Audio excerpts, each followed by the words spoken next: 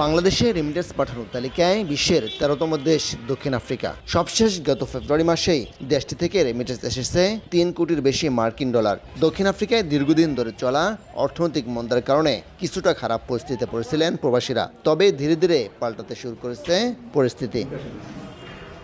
গেল বছরের জুনে সরকার পরিবর্তন ও নবগঠিত জোট সরকারের শক্ত হস্তক্ষেপে গতি বেড়েছে দেশটির অর্থনীতিতে। ডলারের বিপরীতে দক্ষিণ আফ্রিকার লোকাল মুদ্রা র্যান্ডের দাম বাড়ায় সচল হয়েছে অর্থনীতির চাকা। রেমিটেন্সের পালেও লেগেছে হাওয়া। র্যান্ডের মান ভালো হওয়ায় পর্যাপ্ত টাকা পাঠাতে পারছেন প্রবাসী বাংলাদেশিরা।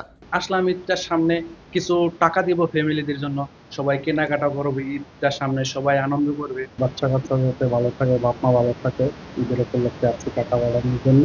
ঈদ উপলক্ষে আলহামদুলিল্লাহ আমাদের রিয়া মানি ট্রান্সফার খুব ভালো সার্ভিস আমরা দিচ্ছি।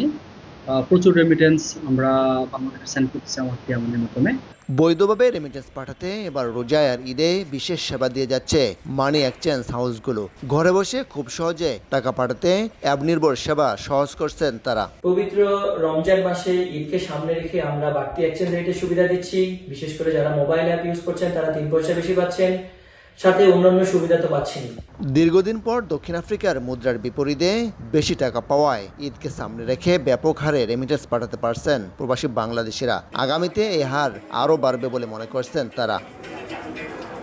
মিজানুর রহমান রাসেল, সময় সংবাদ, দক্ষিণ আফ্রিকা।